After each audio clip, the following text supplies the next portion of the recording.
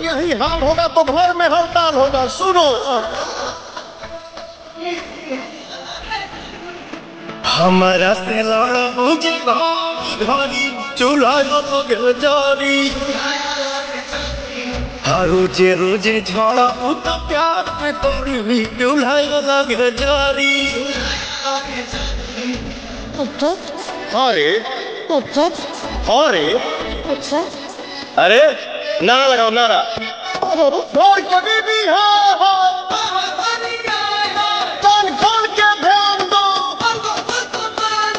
दिल खोल के ध्यान दो। गाना गाओ गाना गाओ।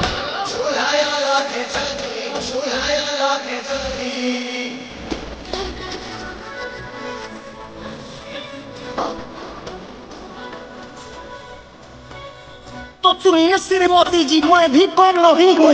यदि घर में मर्द से लड़ाई हो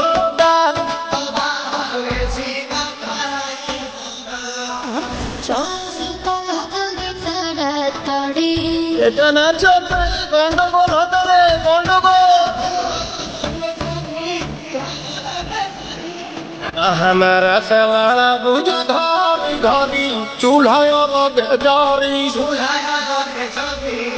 रोजे रोजे झड़ा तो प्यार के करी चूल्हा जारी। अरे